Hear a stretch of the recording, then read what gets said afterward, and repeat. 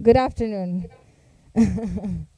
Okay, so first of all, welcome to everybody to this hangout, to this special edition, especially in this rainy day. I guess for some it might have been more difficult to get here today.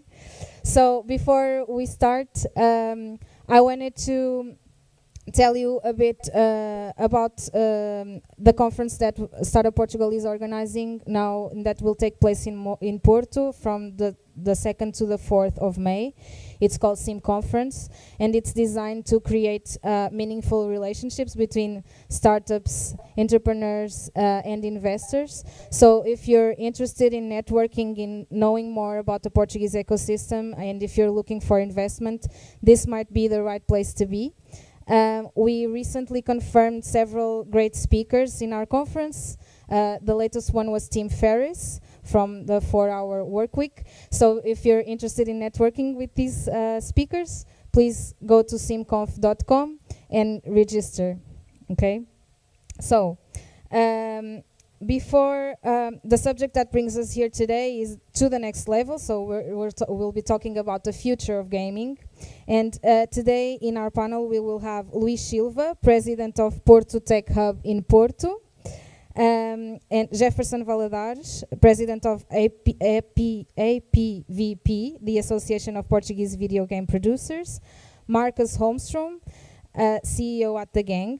And moderating the conversation, we will have Vanessa Dias, the creator of Videojogo de Cela. So I want to thank you all for participating in this conversation. We will also have 3 startups who will be presenting their ideas in this warm-up pitch, but I will let João present them to you. So thank you, Marilia, and welcome everybody, and have a great hangout. Thank you so much, Patricia. Hi, Porto. Marilia, are you there? Can you hear me? Hi, João. Nice to see you. I think Nice you to see you see too. me. Yes, we see you and hear you loud and clear. So let's start our pitching session with Test Waves, presented by Pedro Fernandes. Well, thank you so much. Do I get the slides here? Yes, I do. Well, thank you so much. So it's a pleasure being here. I'll go straight to the chase. I'm Pedro, and I'm here presenting Test Waves. So who are we? So it's me, Pedro, Diogo Rato, who is over there taking a picture right now, and Rui Prada as well, and we are research founders. So together we have more than 25 years of research on games and AI, and we want to share it with the industry. So why us? So Diogo is the director of the Portuguese Game Developers Association and has a PhD on game AI. I'm a PhD candidate researching using agents to test video games. And Rui is a senior researcher on game AI and has multiple decades of experience in this area. So what is the problem that we are tackling? So video game testing is very labor intensive. It's something that's very hard to do, mostly because, well, games are very complex. So they need extensive testing to ensure everything's working correctly. Most of this testing is very repetitive. The tasks are repetitive and done over and over again. And overall, this is very slow and very costly.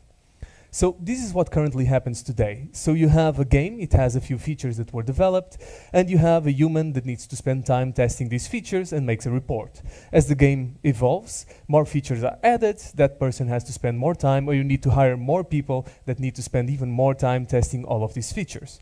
What we want to do is be here in the middle, and so we have this person testing the things as it normally would, but we record everything that person does, so we can test the things that have been previously tested when we need to test them again. So the person can focus on testing the new things, the things that haven't been tested yet, and we do this for all of the iterations so that people can test the things that are new, increasing the coverage of the game, and we test the things that have been previously tested. So what we want to be is a platform where developers can upload their game into the cloud, define the tests that they want to test, set triggers for those tests, define when things go right, when things go wrong, and get feedback about everything that went wrong or right with the game that they just developed. So the gaming industry is huge. So it's a very, very, very big market. game testing is around 10% of all of the game production, sometimes even more. So we have a very big market with the demand for these new testing technologies, given the new AI content generated and user content generation as well. And we find that we have a very good opportunity here. We have competitors, obviously, but none of the competitors fit on the low integration effort and low long-term cost as we do. So we have other competitors, human competitors, but these are very expensive long-term. We have other AI developments for QA bots, but they are very hard to integrate with the games, which is something that developers obviously don't want. So we fit right here. So low integration cost and low long-time cost. And we want to be a SaaS with many tiers to cater to all of the needs of the industry, from the indie developers to the AAA studios that require a lot of testing and a lot of security. This is something we're taking into consideration from the start. And, well, I have 3 minutes, so that is all. Thank you very much. We are currently raising our pre-seed round, so if you are interested in joining us, please talk to us, and thank you very much. It's been a pleasure.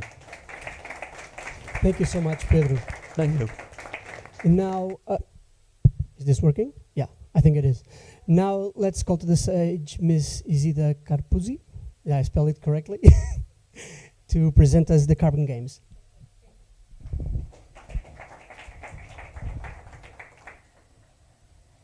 Hello, everyone.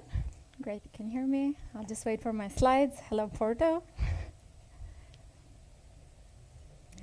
Okay, so I'm Isida, co-founder at the Carbon Games, your future mobility super app, where we are gamifying the transition to sustainable transportation with our apps. Oh, that went back. So the problem we are trying to solve is the daily problem of the frequent commutes of people driving to work and back. And even Google knows how bad these are, stressful and bad for the environment. The transportation industry is one of the biggest polluting industries out there, and these commutes account for 1/4 of those emissions from transportation. And of course, by the time we get to work, after we're stuck in traffic, we're all feeling pretty bad. So we think that we can solve this. We can make commutes fun, social, and carbon neutral through these 3 steps: a gamified application that we have created that is super user-friendly, that offers a friendly alternative, environmentally friendly alternative to driving. And we can also add competition and cooperation between employees going to work. And I have a quick demo to show you how it works. I hope it plays. Let's see. Let's introduce Pedro on his way to the Web Summit and open to some company for the ride. Nearby, Sophia is also eyeing a ride to the same event. Sophia spots Pedro's carpool on the Carbon Games app. She selects a seat, confirms her spot, and voila! They're all set for a shared ride to the summit, each with a smaller carbon footprint. So we are mainly targeting corporations, like I said, but we can also use our carpooling solutions for larger events like the Web Summit. And here is the gamification tiers that we use in our app. So if somebody wanted to use this as just a mobility solution, they can. The corporations can use it just for carpooling, and they can see the CO2 savings on our dashboard on the back end. But they can go a step further and add rewards to incentivize their employees to carpool. And we do this by partnering up with business parks or multiple corporations and telling them to give rewards like a free car wash for the person that commuted the most or the carpool the most, or free coffee or other rewards. And then being that we are in crypto-friendly Portugal, we've also added a blockchain aspect to the 3rd tier of gamification, where we can airdrop NFTs as an added incentive. And I have also another quick demo to show this. Here's a user, Sarah, attending the event. You'll notice that she cannot click the Claim Rewards button on her app if she is not physically present at the event. However, once she is within the radius of the event, the button to Claim Rewards will be activated, and she can claim her share of the bounty. Yes, so with this feature, we used geofencing to airdrop NFTs only when people are in a certain location and after they've carpooled. So this was just another way of us showcasing how we're using gamification in this app. This is our team. We're pretty small. Nikhil and I are the co-founders. He's also here today. And then we have a few designers and developers remotely that have joined us. Finally, I just wanted to show this quick competitive slide. A lot of people compare us to Uberpool or Scoop Carpool, if you know any of those. But as you can see from this slide, we are different in that we focus specifically for corporations for these short daily commutes and also all the gamification aspects that we are adding to our solution. So that's it. You can visit us at thecarbongames.com and download the app and try it out for yourselves. Great. Thank you, Isilda. Got curious to know more. I will for sure download the app. So now I would like to call to the stage Paula Longo, co-founder of UseFlow. Thank you. Can everybody hear me? So, companies around the globe are laying to waste more than 20% of their profitability every year. And it happens because 8 out of 10 of their employees are disengaged, which also increases their turnover by more than 40% in the middle of the largest labor shortage crisis of the century. Reasons that cause disengagement are related to poor internal communication and lack of employee training and development. Problems that only get worse in companies where the workforce don't access computers. Industry, retail, construction, hospitality, 80% of global workers still rely on bulletin boards and printed newspapers, things that clearly aren't working. UseFlow was developed so the internal communication can finally reach the shop floor. Companies can face the labor shortage without losing people while increasing their productivity and profitability. It was developed thinking about the blue-collar worker experience. It can reach up to 95% adoption and increase engagement by over 300%. Today, we're all overwhelmed by the large amount of information, communication, and channels that we have. Then you might ask, how can you increase engagement in this environment? And the answer is gamification. Adding a strategy of gamification to your communication can tear down the adoption barrier and increase the engagement, because content plus gamification equals engagement. The sense of competition and reward that is so natural to gaming is what supports this engagement. So people can actually create the habit of consuming company content, and it can actually turn it into something that is desired by the workforce. That is why some of the market leaders in Brazil and Latin America trust our product. And we started our first sales in Portugal. Our incredible clients that are using gamification to increase their sales, to reduce errors, and to prevent accidents allowed us to reach over 200,000 euros in annual revenue last year, while having less than 3% of churn. But we do want more than that. This is a multi-billion euros market, and it grows up to 5% each year. It's estimated that by 2028, companies will be spending about 270 billion euros trying to solve their engagement problem. Spoiler alert, they won't solve it unless they use UseFlow. We currently have an open round and plans to expand to Spain. If you wish to help us with any of that or want to know more about our plans, please scan the QR code and contact me. Thank you.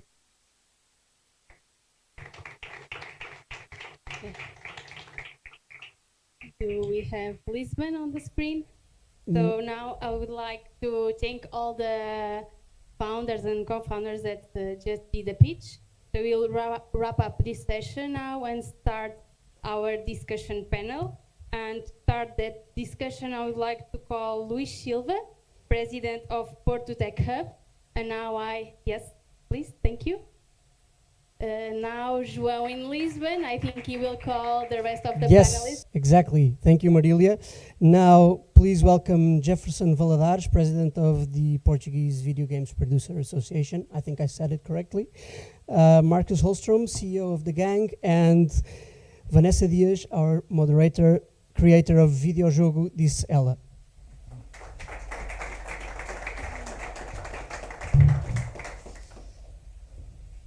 This is it. Hello.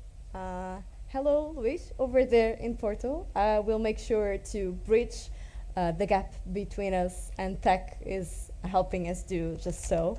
We are not pitching, those are done, but we are here to talk about video games, innovation, and what's on our horizon as video game professionals, but also video game enthusiasts. First of all, thank you for being here. I know it's a lot of rain outside, so you were brave to conquer that challenge. Thank you as well for my colleagues here in Lisbon and Luis over there at Porto to be joining me on this conversation. I think we need an icebreaker, so just to get a feel of the audience here, do we have gaming professionals among us? Just raise your hand. Okay, how about gamers? Do we have in Porto? I'm sorry to interrupt. Go ahead, go ahead. I was about to ask that, but go ahead. I'm an amateur, so I don't count. I'm an amateur. And how about gamers here in Lisbon and in Porto? Do we have gamers over there as well, over here? I'm raising my hand because I'm both, and I love it. It's just part of who I am, as well as I'm sure it will be part of a lot of us here. But without further ado, and since my colleagues are already introduced, I will now break the ice with them, since I've break the ice with you. So, for my colleagues here and Luis over at Porto, if you can describe in just one word what the future of gaming looks like to you, what word would that be? Just a word, just to kickstart. You need to be creative. Just one word. Me? UGC. Got it, UGC. How about you, Luis? One word to describe the future of gaming. One word, human. Human. Got it. Jefferson? Jetpacks. I'd be excited about jetpacks. So we have UGC, human, jetpacks, but I would also like to understand and kickstart this conversation looking at the future and trying to understand what kind of trends, what kind of innovations do you think will shape 2024 and the years that come when it comes to video game industry, and what we can expect of milestones and new things happening in the gaming industry. So Luis, I will start with you over there in Porto. What do you think will be the trends that will shape video games and the gaming industry in 2024? Thank you for I'm pretty sure that my colleagues over there in Lisbon have more experience than me. I'm just a gamer, so first of all, thank you for receiving me. I said human in the first place because as I was studying this, preparing myself for this subject, I realized that, and I'm studying a lot of the AI, and I know it's a trend, and I know it is a trend and it will be a trend in gaming and as well in gambling. That's an industry that I'm in. I must say that the human side will always be very important for the building and realizing and production of the game, and will not substitute the AI. Will not substitute anyway the human side of the gaming, and that's why it is a trend. It will always be a trend, the AI, but the human side won't be affected by that. I know that a lot of colleagues that work in the gaming side are very concerned about that, even the gambling side, but I don't see that being affected in many jobs that are currently opening. That will be a trend. The NFT and the chain are a trend. I know that some of the pitches address that as well. And the part of, and that's my core business, of course, the part of mixing and blending, gambling and gaming, the trend right now, and will continue to be a trend, for what I know. Thank you, Luis. Jefferson, what do you think? Trends. I mean, okay, talking about 24, then obviously AI is like a big topic because that's hot everywhere. So like people are talking about that. And yeah, if you go back to the last few years, every year has like a thing, right? You know, at some point it was NFT and then metaverse, and you know, now AI is the word of du jour. I mean, if you look a little bit longer, like, or like more like long view, like one thing that gets me really excited about games is because it's always changing. And I think if you, there's a lot of people who like retro gaming, so they like to go back and look at the games from the 80s and make pixel graphics and And I'm a futuristic gamer, so I love. I mean, I played the games in the 80s and they sucked. Like the games today are way better. So I love that like things keep evolving and keep making use of all technology. The more games get inclusive, like the more people get involved into the making the games, the better they get as well. So like, you know, at the beginning it was like a couple of guys in the US, now like the whole world makes games, and the same with the players. Like at some point only a few people play games, but like now everyone plays games, all right? And if you I mean, the next generation, if you think right now we all play games, just look at the kids, like everyone just play games, right? It's not even a question. So that will also generate like new ways to play, new ways to interact. So I'm 24 AI, but for the future, like I don't know, and I'm really excited to find out. Yeah. So Marcus, you're talking about UGC, but how will the trends and innovations in 2024 also will feed into what you see as the future of the gaming when it comes to user-generated content, I would say? No, I mentioned UGC due to the reason. User-generated content due to the reason that if I look into the trends, I knew this question was coming, that's why I said it. But if you look into the trends in the gaming industry, what happened recently. So you take 2 games, Lethal Company, have you heard of that? Yeah, see, everyone is nodding here. No one did. No, it was a company released around 5 months ago.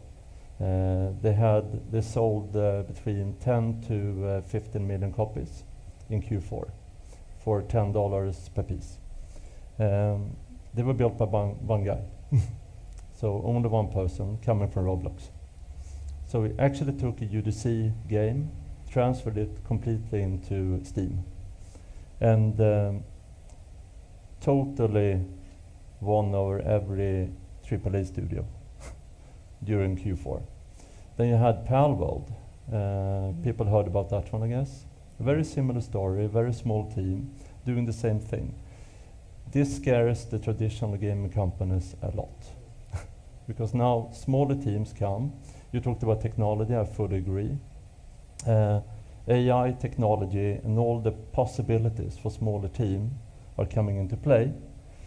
And then also, they're coming from different platforms like Roblox, Fortnite, UFN, and those. And then using things that you haven't done before into the traditional. That's why I think, I don't only think because we've seen it, the trends are moving into that direction. Mm-hmm. And that's a huge shift. Yeah, I would say the last, I don't know, 5 years maybe, like pretty much all the innovations in gaming came from small teams. Yeah. Large companies, of course, they deliver the big results, but I think a lot of the innovation really is coming from the small teams. Do you think that there's more freedom to innovate in small teams or more? Yeah, I think, big companies, like you kind of somehow like a prisoner of your success, right? Mm-hmm. So like you innovator's dilemma, like type of stuff. Like, so I think, and the small companies, they don't care. They just want to make a game they like. And, a lot of those don't work, to be clear. Like innovation also exists in a mass extinction like sense as well. But like there's a lot of people trying stuff that doesn't work, but some stuff works, right? And grabs the zeitgeist, and then and then the big companies run to try to copy them because they have the resources and stuff. Yeah. No, and I just want to fill in there, and I think that's the big difference and change, because they actually do things they love. Yeah. They do things that they actually truly believe in, while the big companies they have a plan, and then look into it from a long perspective, and then they say, in 9 years we're going to release this game. Hopefully it's going to work, and it's going to cost $200 million. Yeah. Yeah. So I did think so. I just skipped a lot of questions because that brings me to one of the ones I was going to ask following the conversation. So you think, because this is a creative industry, and when we talk about creativity in, I would say, smaller teams or more space to kind of challenge each other and go against what could be rules for bigger companies, what's the role of startups and entrepreneurship in gaming, and how does that kind of could or couldn't disrupt the concept, the idea that all companies need to go through, I would say, investment rounds, or because there's a lot more to it than that, right? So how do you see this difference or this way of working between smaller companies and big companies? Yeah, but there are different ways of doing it. I can, you don't know me, well, apart from one person. But our story is that we were not planning to start a company, and we did something for fun 4 years ago, approx. And then we had a plan just to create a game. So what we did was that we gathered 5 people in total, people that we complemented each other, that we thought was really good at different things. And then we kind of started to build this game. But then we kind of accidentally, if you can move this one a bit, and otherwise you're going to eat it. No, then we accidentally came into to Roblox and started working there on building games for ourselves and then for companies. So we didn't take in any investment rounds. And now we did not too long ago, but mainly because I wanted these investors on my side of the table. And now we're 250 people. We've been growing organically, and now I have to work again, and which is actually fun. But so I think to answer your question, you don't have to take investment rounds, and if you do, it's always good. I saw a few of the pitches. It's always good that you actually have something that you truly believe in that can actually be sustainable, and especially now. There's no free money anymore. There was a few years ago.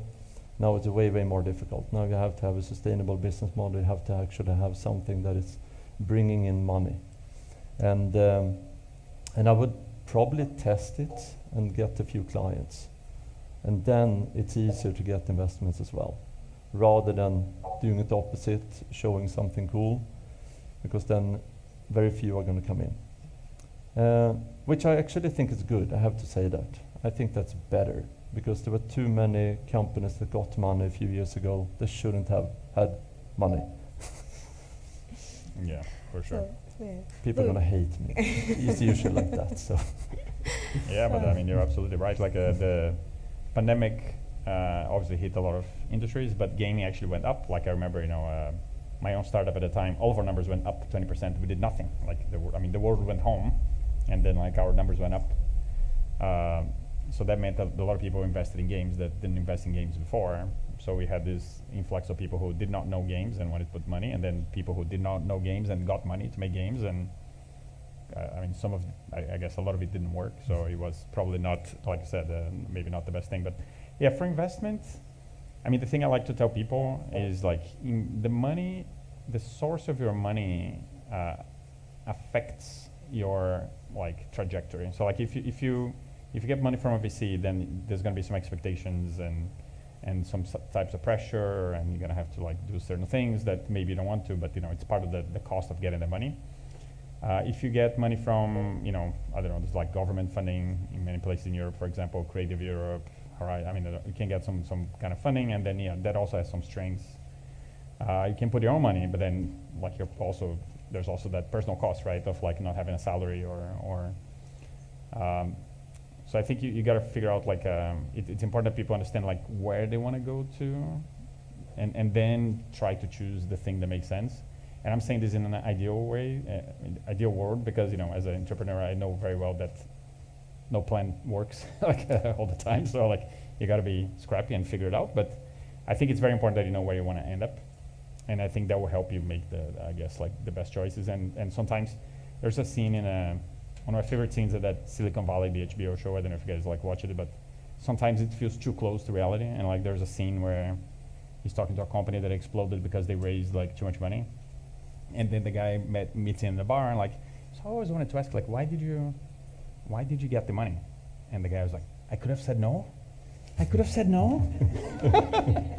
So yeah, I mean, you gotta figure out right there. Then yeah, the stuff. There's always a cost, So Luis, you were also talking about the importance of the human side and the human aspect of it, which is all about entrepreneurship and also creativity. What's your standpoint on this conversation around the role of creativity and entrepreneurship entrepreneurship and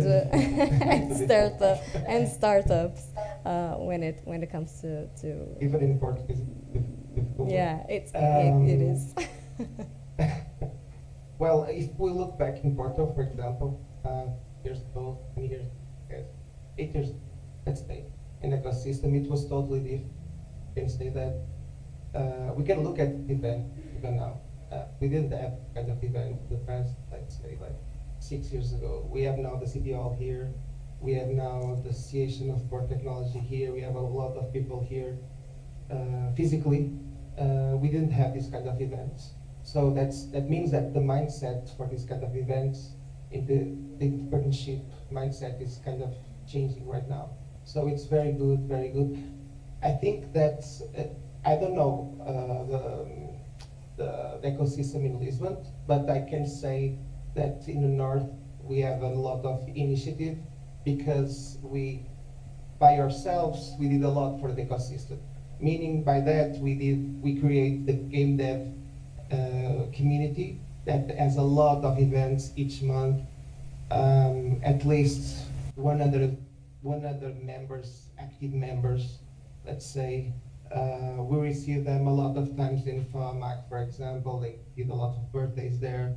From the day one, we support them as an active community, and that's very important because it's made by volunteers who spend their own time creating the community, spending time pushing for speakers to develop the ecosystem. That's very important. I don't know if that happens in Lisbon, but at least in North, the people are like this.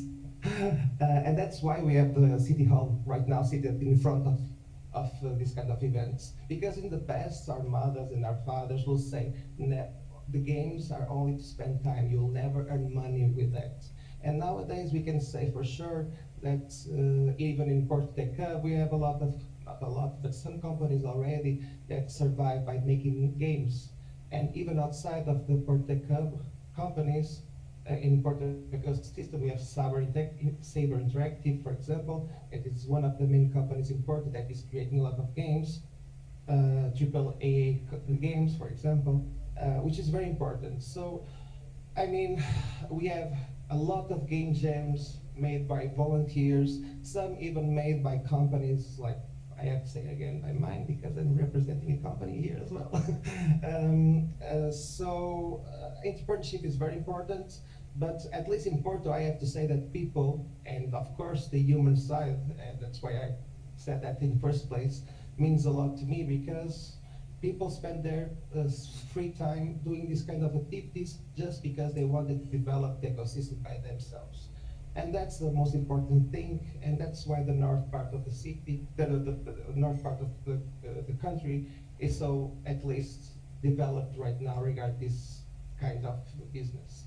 So for me, it's all about human in the final part of the day, even if it's for video games or other things. I'm not from the north or the south or the islands or anything, but I mean, that's why we wanted to create the gaming hub together with the City Hall, because so it's an initiative by Fortis, the company I work for, the association, the company I happen to preside, and then the City Hall. We got together and built the gaming hub to build a community, because I think a lot of this stuff, things get faster when you learn from each other. If each company is working on a silo, then everybody's low, and it's painful. I mean, making games is very hard, but if you do it together, then you can learn, you can share experiences. There you see in the hub people saying oh, I just saw this guy who'll be good for you. Do you want me to make the intro? All this stuff kind of flows a lot better if you have the physical space. I mean, remote has a lot of good things, but yeah, people together in a room can make magics too. So would you say that the power of community is one of the tools to keep up with innovation, help each other grow, and keep up the pace with the challenges and opportunities that we are seeing here? Yeah. Also, like I said, games is hard, but suffering in a group it's better. If you suffer by yourself, it's terrible. But in a group, it's always better. Do you agree, Marcos? Yeah, but I do. We actually moved there 2 days ago, so I haven't been there long. So I will suffer with you soon. But no, I fully agree. I think it's really, really good to be together, because then you can also share ideas and you can find new ways of doing it, and also connections with investors, for example, or there might be people that you actually need for your own projects, and then it might be good to have them close by. Yeah. On that note, if everything is changing at such a rapid pace, we need to keep up with our career skills, I'm sure. Yeah. So I'd like to know your standpoint on what's the relevance or on upskilling or reskilling within the company or as a professional individually to keep up with everything that's going on at such a fast pace. What does that mean currently for the gaming landscape when it comes to skills and careers? Yeah, it's crazy. We just actually started like a internal training kind of. I mean, it's we kind of collect a lot of training, and then people pick at their own pace together with the manager and stuff. But we decided to put more effort to that exactly because of what you mentioned. Like things change so fast, and AI is going to affect the way a lot of the jobs get done. There's like this kind of scrappy startups trying to steal away QA people's jobs. Like, so we gotta. I'm joking, obviously, but like but yeah, people gotta get used to the fact that like the way they do their job today may not be the way they do their job tomorrow, and then if they don't get on board, they might not have a job. So I think like you gotta get on that, right? And I think as a company, we obviously want our people to kind of carry on learning. But yeah, I think it's you gotta pay attention. I think a lot of people go into like, oh, this is like a lot of the artists' original reaction to Gen AI is like, this is not like ethics, whatever, and they just put their heads in the sand. But like, I mean, you should really pay attention because this can wipe your job out. Like, so you should pay attention. And I'm not saying like just go and do whatever, but like pay attention, learn, test, talk to other artists. Like, 'cause there's good things too. It's not just like all bad news. But I think some of it is attitude, some of it is the opportunity. But yeah, the world's changing. I mean, I like to joke as well that I have a master's in AI. Which nobody cared about until like last 18 months now. Everybody, like, I'm on time, 20 years later. But like, it's kind of funny how things go. But it's important to like pay attention. We'd say that with the gang, that's also a priority. Yeah, but 100%. We are continuously trying to educate, and also when we started the company, 2020 was the first year. And looking into what we're doing now, it's a huge difference. It's a massive difference. So we are constantly trying to evolve and change and add on new business models and everything. And you have to, because looking into also how the market is changing, and not only personal kind of knowledge. People are talking about AI. Of course, people should keep up with what's happening and try to not be afraid of it, but more see how can it assist you and help you, how it can make your life easier, and then involve in that way. But also when you look into the companies, they are facing the same reality. They have the difficulty as well when they are the things that did, take marketing for example, the things they did in marketing a few years ago, it's absolutely different today. So they have to evolve as well, and everyone does, otherwise you're going to be a dinosaur. It's true. Luis, do you also agree that being skeptical and not open to change is not the way to go when it comes to, be keeping up with the trends and being able to update your own skills and your career path? I don't know. It depends what we are talking about.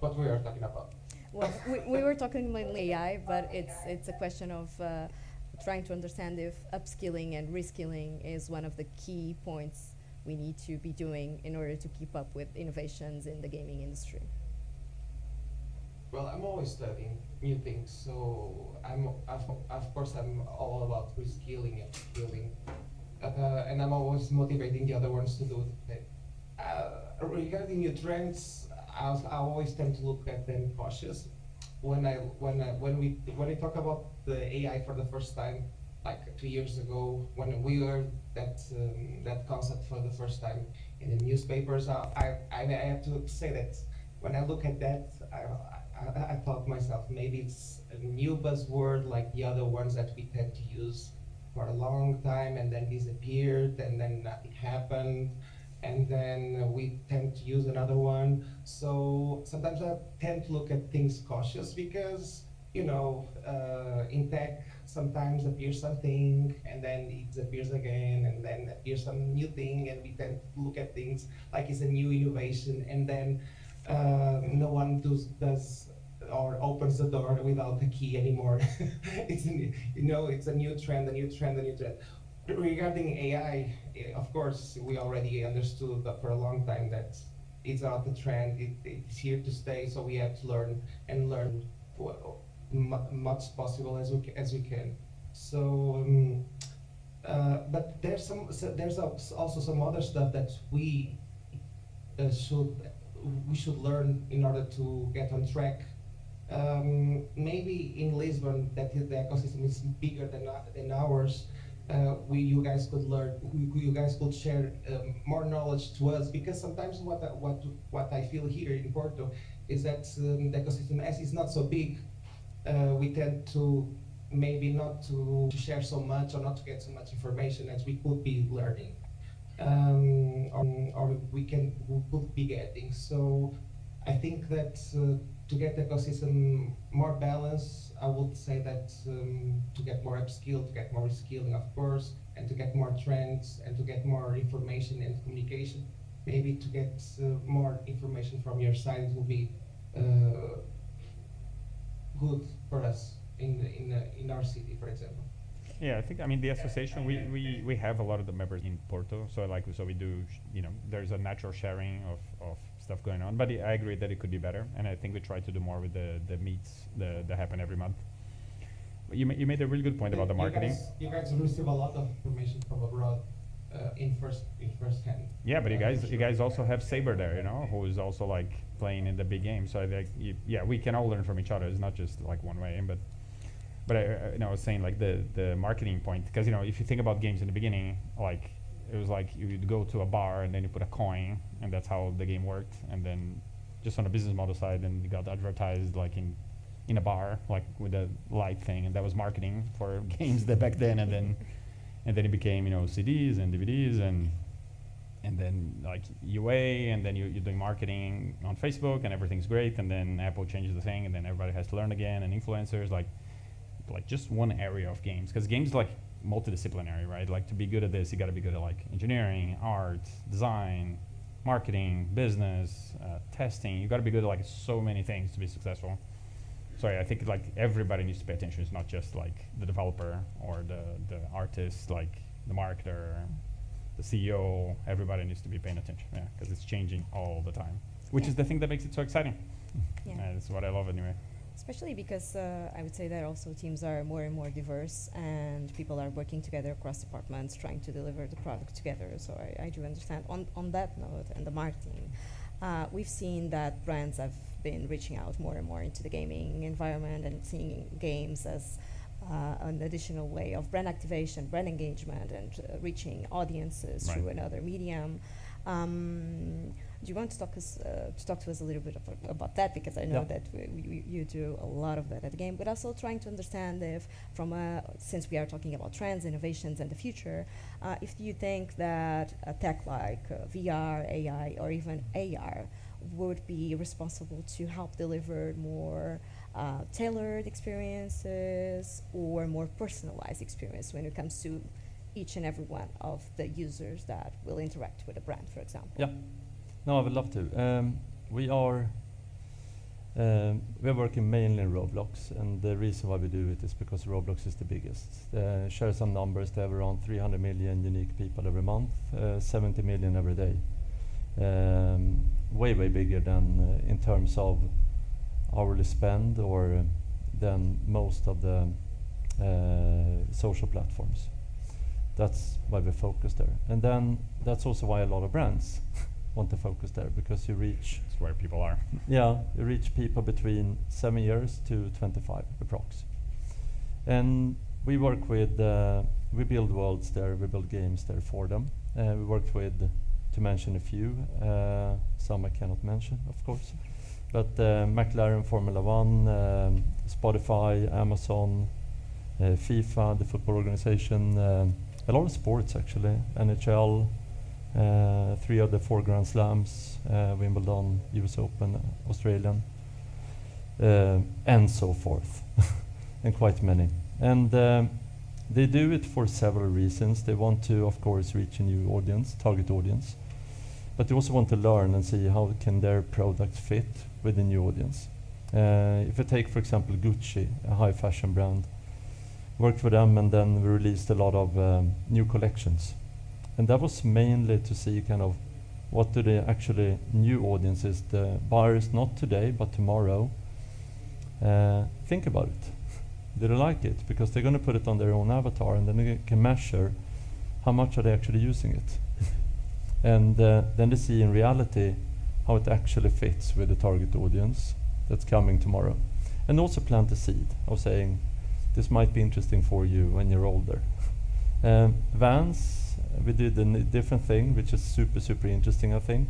Looking into from, I saw one of the pictures of talking about carbon footprint and lowering it. And I think a lot of times when the industries are producing items, they are doing a lot of different products, they send it out, and they hope someone will buy it. That's usually how it works. And then if someone doesn't buy it, they hopefully give it away, or they just burn it, which we've seen. But if you use these new ecosystems, like we did with Vans, we did a shoe creation. So you can go in there, in the Vans game, and you can create your own shoes for your own avatar. We have had approximately 105 million visits or something in that game alone. And then you can create your own shoes. So you can choose which model, exactly how do you want it to look, the details, the colors, everything. You can toss in new things there. This gives direct data to Vans, to the company, VF company, which they are called, to see who likes which model, not as a person, obviously, but kind of jurisdiction-wise. If you look into in a certain country, age group. And then instead of guessing the models that should come, they can actually send it because they have the data. Yeah. And So that's super interesting, I think. So it's, would you say that it also touches a little bit of user research when it comes to brand activation? Of course, it's yeah, but you have to be smart with it. You shouldn't only do it for a PR brand activation way or only monetization. You should kind of look into it. How can it actually tap into the other parts of your business? And you said, I didn't forget your other question, by the way. AR and the VR and those technologies. I think that's extensions only. What we do, everything we do is cross-platform.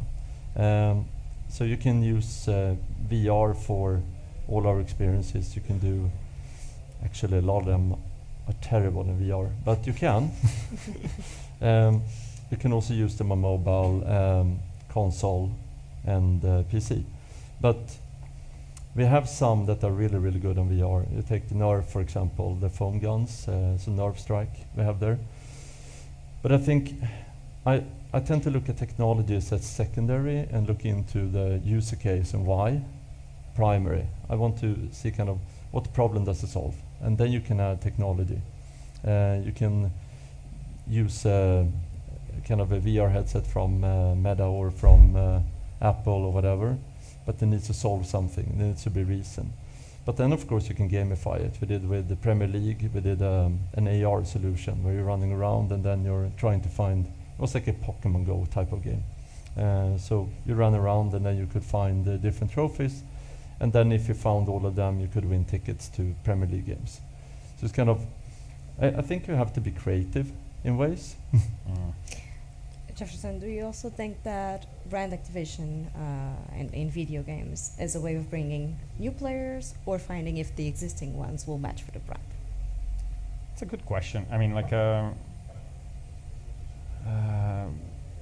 I think brands are generally trying to find the audience, and I think sometimes they want to grow the audience as well, so they want to understand like the fans and try to like grow it, right? So I think games is like one of the ways they can do it, and depending on the demographic, might be the best way to do it.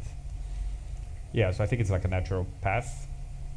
I mean, not a lot of them do it well. I think like some of them like actually partner with people who know what they're doing. Some of them just try to do it themselves and maybe don't do the best job. But like, there's been like a lot of hits and misses over the years. But yeah, I mean, it's undeniable that like games are powerful because it's play is a natural human thing. So we all, even though people might not call themselves like gamers, I'm pretty sure you play the game at some point.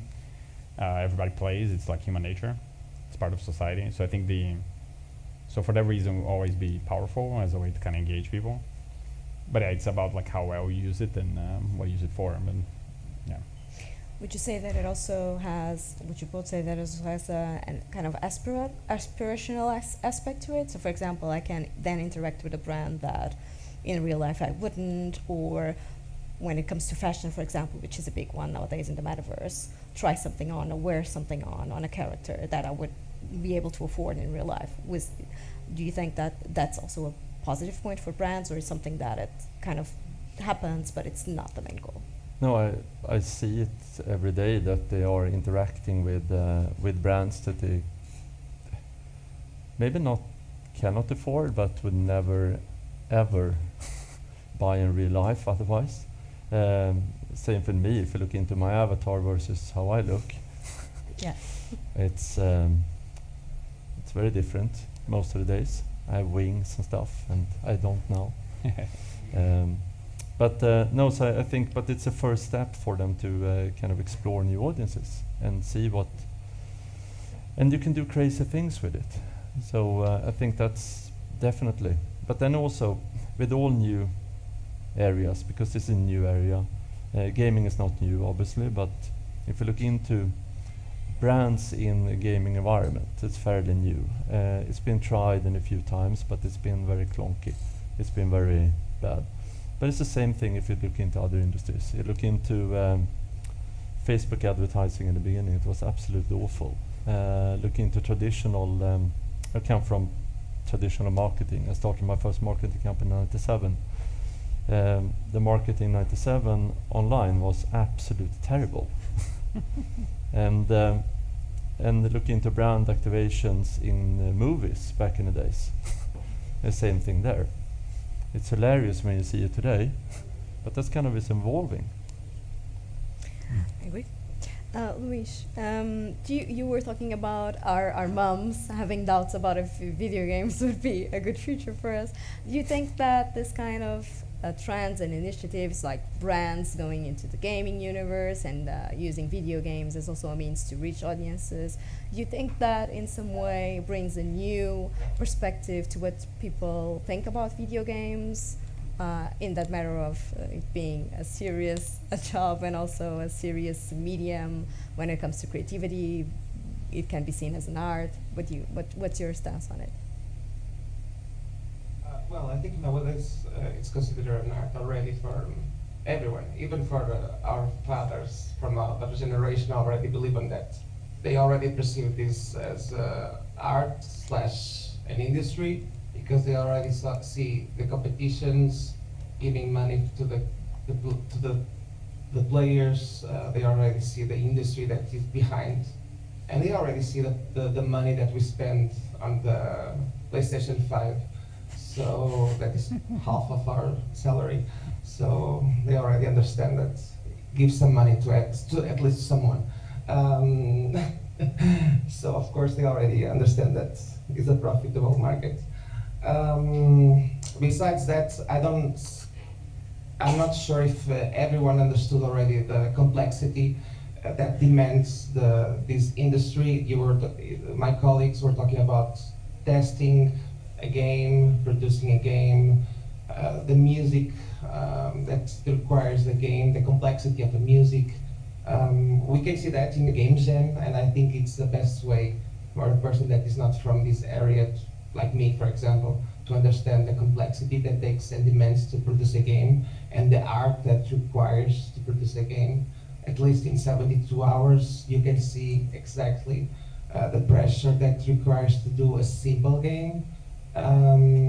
So I will advise everyone that doesn't understand how the complexity, the heart the artistic part and the teamwork that really requires to do the most simple game that you can imagine, to go to a game jam and just sit there near to a team and just to understand this industry. I think that nowadays everyone just understood when they got to see the TV shows, for example. I think the TV shows at the cinema brought this industry to another level because they kind of did the product placement very well, regarding the marketing, regarding the publicity, regarding the promotions, and I think also the artists that were involved in the industry regarding the promotion of the video games lately also did a great marketing for the industry.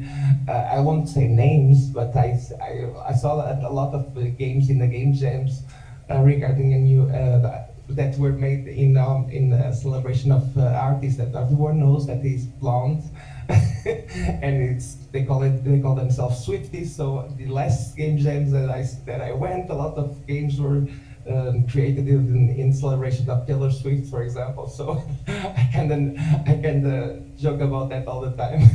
So and I kind of understood that a lot of artists were athletes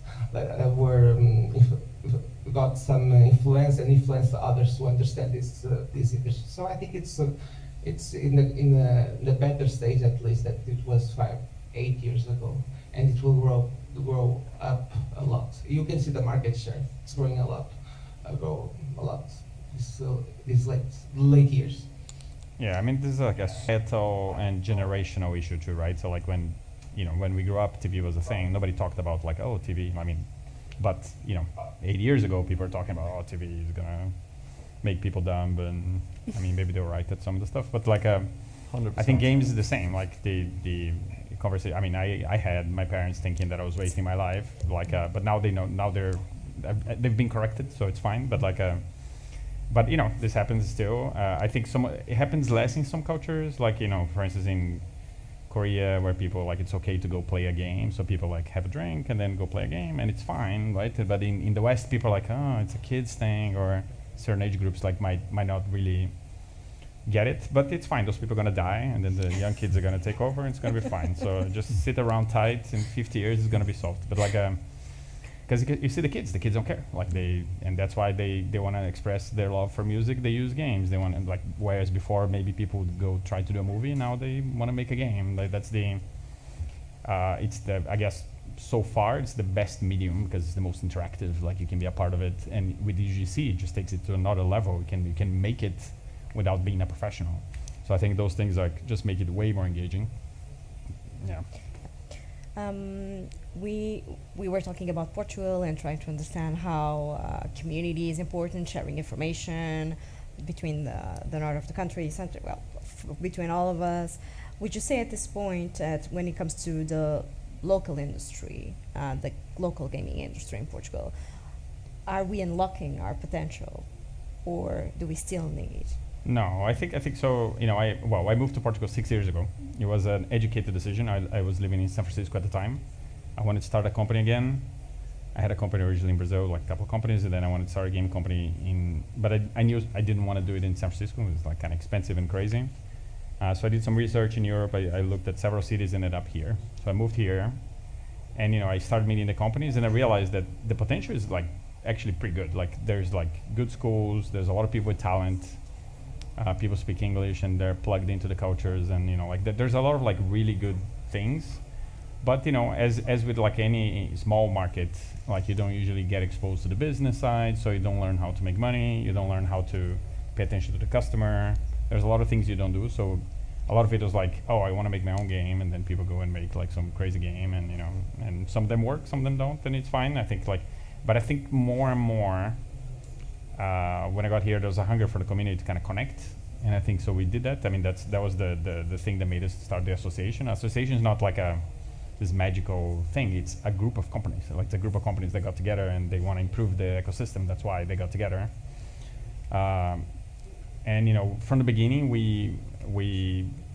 I guess is not a Portuguese thing. So the meetings were not in Lisbon. We're like in Leiria, because then it's kind of like not the north, like and not Lisbon. And we flew in people from Azores, so they wouldn't feel like left out. So we talked, but that's kind of important, because this is how it works here, right? But then we built a group, and now things are getting better. We just had like the best week ever at GDC for Portugal. We had like a reception at the consulate, which was like full. I mean, you guys can see the pictures on LinkedIn. It was like great event. We had a booth, like a Portugal booth at the expo, which it was the first thing as well. And yeah, this keeps going. I mean, as the association, I was in Madeira yesterday, like talking to the startup Madeira guys, like talking about like how can we get better. So so you talk about like, have we unlocked the potential? No, but the potential is clearly here. I think it's just a matter of like sharing, and then people like Portugal has this power to attract senior people. Like Marcus moved here, I moved here. I mean, we are all people who've been working for a long time, right? The fact that we're here helps the community, because like we can kind of share our experiences, share our networks. And I'm just talking about the two of us, but there's like probably by now 100 people from games who moved to Portugal in the last 5 years. Like, so I think the being able to connect with those people, reach out to them. That's why the hub is important. Like the other day, one of the guys was like, "Oh, I want to do this thing, but I don't know who to talk to." I'm like, "There's a VC 2 doors down. Just knock on his door and ask." And he's like, "Oh, but can I go there?" I'm like, "Dude, you're in the same building. Just knock." And but what if he doesn't like try? And then later he's like, "Oh yeah, he was very nice, and he explained everything." Yeah, I mean, this is what happens when you're in a community, right? When you unlock the potential. Yeah, so I think we're on the way there. Like I don't think we're done by any stretch, but I think between the kind of raw potential, there's a lot of like good ideas, good talent here, and then being able to kind of learn from each other, get better at the business, get better at like production, like so we don't make those mistakes that might kill a small company, like if you did the wrong thing or chose the wrong tool, or by saving that time and focusing like on the right thing and getting people to really answer the questions like what do you want to do and figure out the right answers for them, because it's not one size fits all at all. Like games is very diverse. But yeah, I think I feel good about where we are, but there's definitely way more potential to be unlocked. I can fill in there the reason why I moved here as well. Partly, I think it's a very interesting market. I think it's growing. You mentioned it's quite small, which I really like actually, because if it's small enough, you have to look bigger.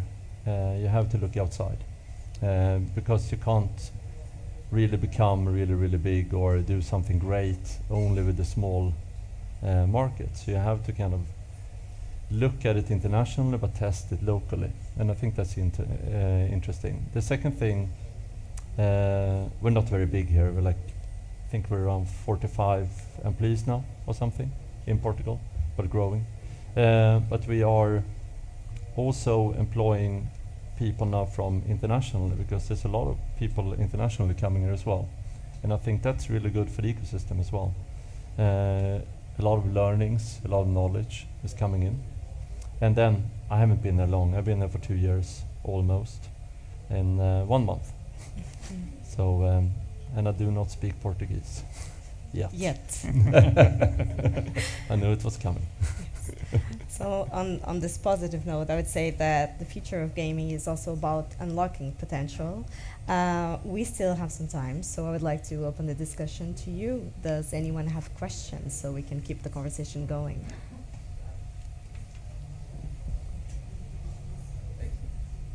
Hi, thanks for the conversation. I didn't hear about something so far, so I just wanted to see what you guys wanted to pitch in for that. 3 years ago, I think 3 or 4 years ago, there was this whole, let's say, trend back then, or maybe it was a fad, for play to earn. I don't know if you guys know much about that in the blockchain space, and there was a really good game called Axie Infinity that came out. It's a small studio. I think they were in Vietnam, like 14, 15 of them, but then they just blew up right in the blockchain space. And at that time, there was a lot of talk about play to earn and the ability for players not just to play for entertainment, but also so that they could earn something. Now, in certain communities, it became big, like in the Philippines. I think in Brazil too, there were a lot of players. And there was also an opportunity for people like me who were interested in gaming, but you could buy land, for example, right? I just wanted to know what you guys think about that play-to-earn side of things in gaming, and if it was just, is it dead, or do you guys think there's some growth for it? That's a good question. I can start off. It's sleeping. It's probably a better word than dead. I think it grew too much in too short period of time with too little knowledge, and a bit too early. That's probably my take on it. Because if you look into the biggest two places you mentioned where you can buy land, Decentral and Sandbox, people bought for insane amount of money in order to speculate. And looking into the valuations now, they're worth absolutely zero. I think and the reason for it, they don't have any traffic, there's no one there's no interest. So I think what was good with it was that there were coming a lot of new technologies, new findings, but there were too much hype and too little we're going to try to actually solve something. It's just going to be we're trying to make quick money. So let's pump and dump.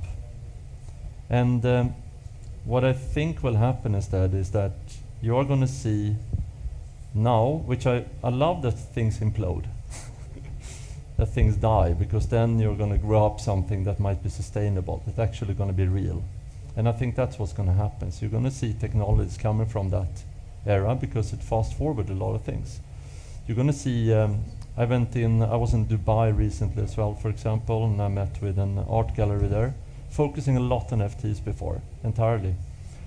Now not so much. But what they are focusing on now is mixed NFTs, I would call it. Variation between a real artwork and an NFT, which is growing. Because then something that people are actually going to buy that it can actually hang on the wall. Because in reality, if you want to have a stamp on a picture in your phone, no one's going to see it anyway. You have to print it in order for people to see it. So, but if you do this, things like that are coming out from it. So I wouldn't say it's dead. I think it's been sleeping. I think it's been too hyped. And then it went down. Some things are going to die, which they should. But I think it's good that things happen like this, because then you see new things coming. Was it answer to your question?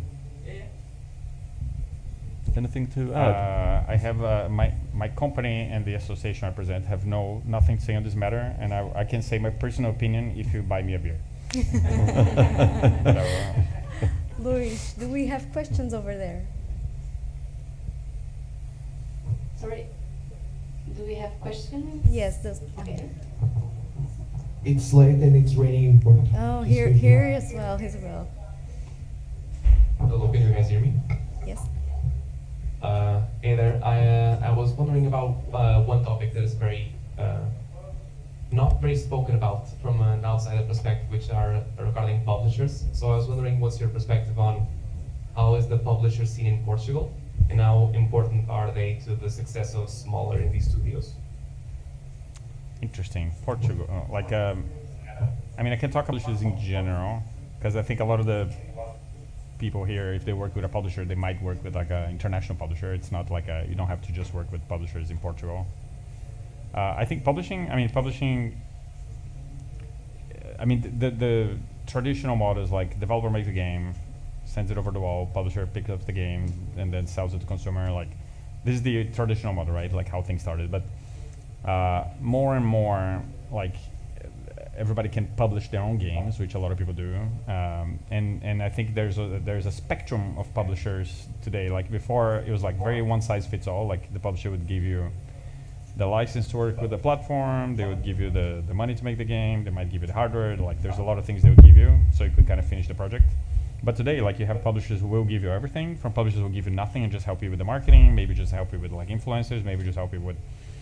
So I think the question, if you're looking to work with a publisher, you need to understand like what you're good at and what you're not good at, that you need, and then find the publisher that can kind of complement you there. And there's a wide selection. Maybe you're not going to find them in Portugal, because I think a lot of the the teams here are more focused on kind of making games than doing publishing on behalf of others, even though a few companies do. Like there are companies that buy games.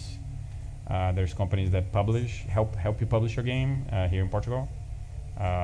My company at the moment is buying studios, so we potentially could buy a studio here in Portugal, like to kind of be part of it. But I think first you got to start from like, what am I good at? What do I need? And then go find a partner that kind of complements you. And I think there's a wide selection these days, but it's a lot easier to find them if you go to the B2B events around the world. So like Gamescom. I mean, there are events here in Portugal too, like DevGam in November. Will be probably the next one, but go out there and kind of do a lot of research. I think like if you know what a game you have, you can kind of do the research about like what other similar games to me, who are they working with, like what kind of solutions they're using, and that might give you like an idea of how to find the best partner. But yeah, I think the first thing is like understand yourself, understand your needs, and then do some research, and then I'm pretty sure you can find a partner. I would actually say that finding a publisher, and that's a excellent question by the way, it's very similar to finding an investor. And because it's kind of, you are going to give away something. If you take an investor, you're going to give away a part of the company. If you take a publisher, you're going to give away a part of a game. And I think the further you have gotten, you should also look into actually what do you want to reach. Like you said before, what's your goal? Where do you want to reach and why? And is it going to be console, for example? Should you get a big publisher like Sony? Or do you want a smaller one? Do you need assistance with actually looking into what should actually do? Because I have no clue. And it's the same with investments. So I wouldn't do it too early. And I would try to figure out everything, and then I would wait until it really, really hurts. And then I would wait a bit longer. And then I would probably do it. Because otherwise, you are going to give away too much too early. And it's not going to be your baby anymore, it's going to be someone else's. Right. There was a fly. But yeah. Sorry. I know. I didn't want to interrupt you at all. Can I? Yeah. Yeah, I would say just on that note, I think there's a trade-off of like giving too early, and but also I've also seen people be too precious and don't want to give anything, and that might also be a mistake. So I think you got to be careful. Like, you may need the help. Like and at some point it's better to have like a smaller piece of a bigger pie than to have nothing, right? So I think I agree on that. You got to identify like, I mean it's not easy, right? But that's kind of the balance. You got to, and if you understand your goals, it's easier for you to make the best decision. But generally holding off until you can't anymore, like, will give you more options. If you can make it that far, then you have more choices to pick from. If you only have a PowerPoint, then you're only gonna get something, right? But if you have more stuff, then you have more paths. So it's kind of good if you can kind of stretch it. And you might even find out that you shouldn't take money or you shouldn't publish because it wasn't a good idea.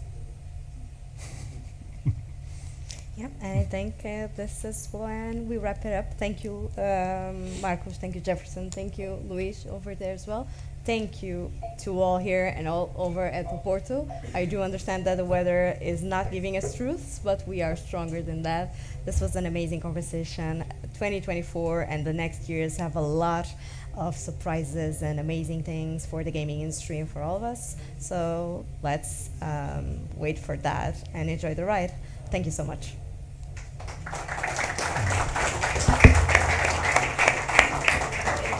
Thank you very much. Thank you. I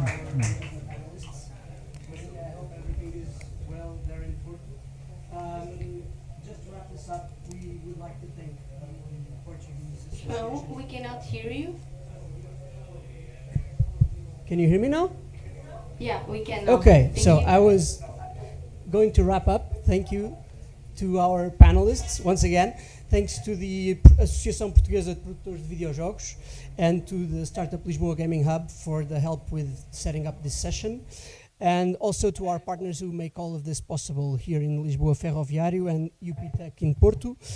Porto City Council, Investors Portugal, 351 community, the Portuguese startup community.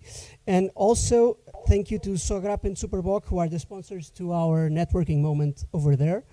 We will also have a networking moment here and some games to test, I believe, in both places. I think this is a last minute surprise. Let's go.